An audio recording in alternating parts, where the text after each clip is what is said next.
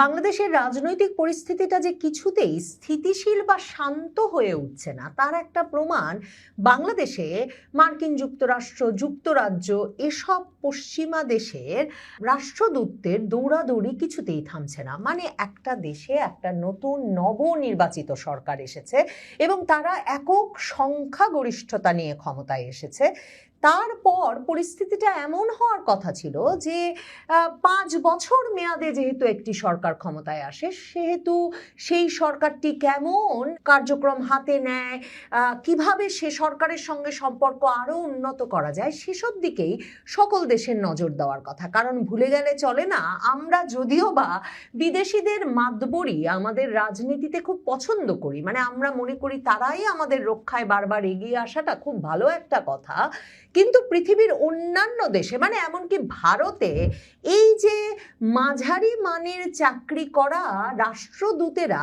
কথায় কথায় মন্ত্রী, প্রধানমন্ত্রী বড় বড় দফতরে ছুটে ছুটে যাবেন, সেটা একরকম অসম্ভব বলে বিবেচিত হয়। মানে এটা একেবারেই সম্ভব নয়। যুগ্ম সচিব পর্যায়ের এই কর্মকর্তাদেরকে ভারত সহ আত্মমর্যাদা সম্পন্ন দেশগুলো সে জায়গায় আটকে রাখে, মানে ওই স্তরের কর্মকর্তাদের সঙ্গে শুধু সাক্ষাৎ করতে দেয়। তার চেয়েও বড় কথা যেটা মনে রাখা প্রয়োজন, যে কেন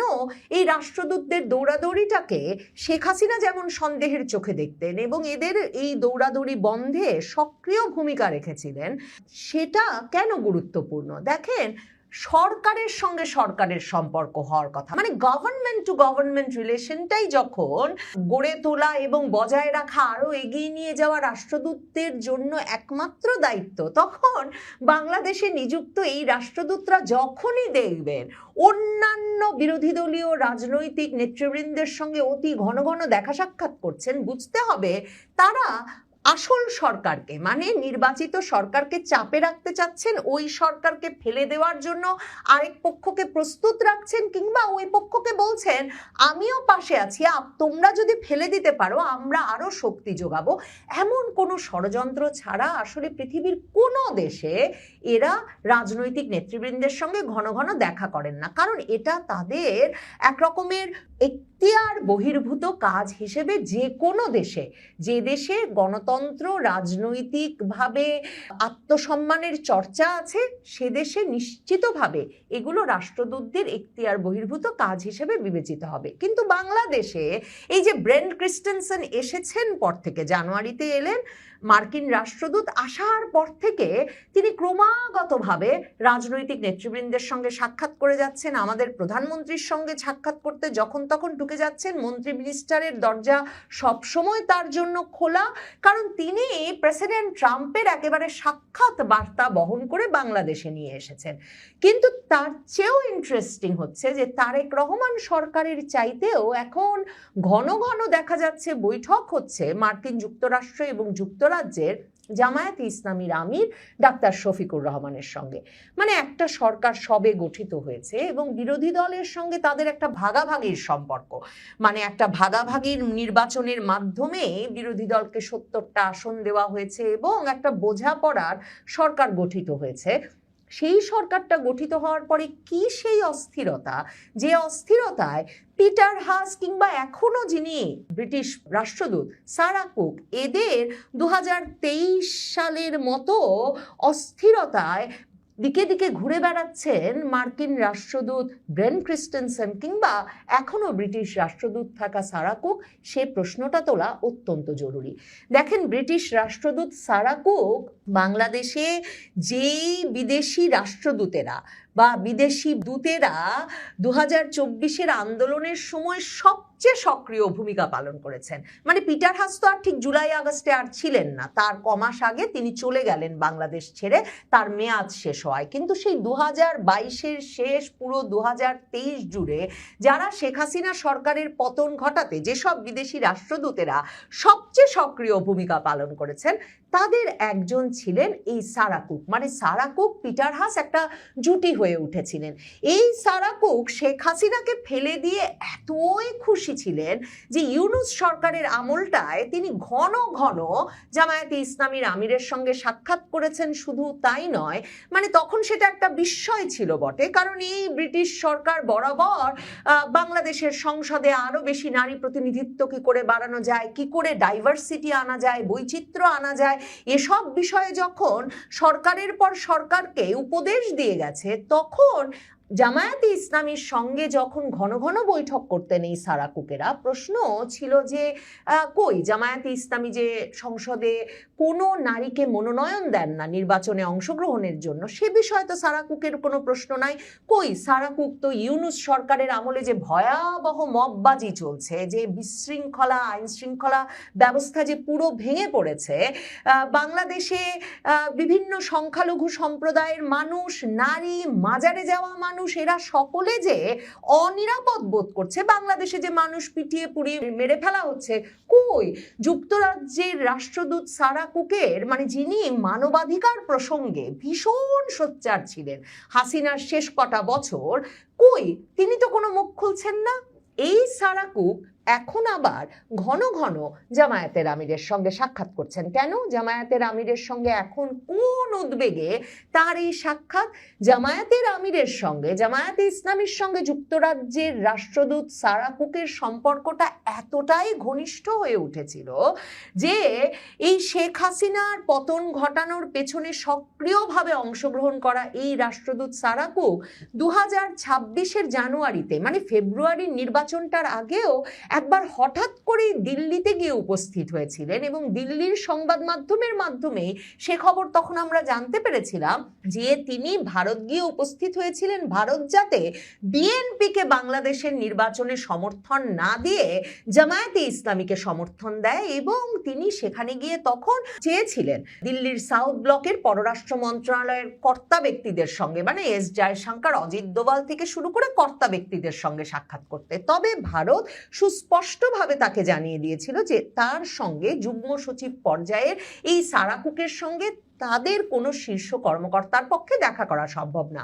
এরপর দিল্লিতে তিনি যখন সুশীল সমাজের প্রতিনিধিদের সঙ্গে সাক্ষাৎ করেন, এই সারা কুক তখন 2026-এর জানুয়ারিতে গিয়ে দিল্লির সুশীল সমাজের প্রতিনিধিদেরকে বোঝানোর চেষ্টা করেছিলেন এবং সাবেক কূটনীতিকদের যে বাংলাদেশে নাকি আইন শৃঙ্খলা পরিস্থিতি দারুণ অবস্থায় আছে, এবং এই যে 2024-এর জুলাই আগস্ট পরবর্তী নির্বাচনের নির্বাচিত সরকার হিসেবে জামায়াত ইসলামী সবচেয়ে নির্ভরযোগ্য হতে পারে। অবশ্যই ভারতের সাবেক কূটনীতিক সুশীল সমাজের প্রতিনিধিরা সারা কুকের এ কথা তো মানেনি নাই, তারা বরং এ কথা সংবাদ মাধ্যমে ফাঁস করে দিয়েছিলেন যে এই সারা কুক জামাতের পক্ষে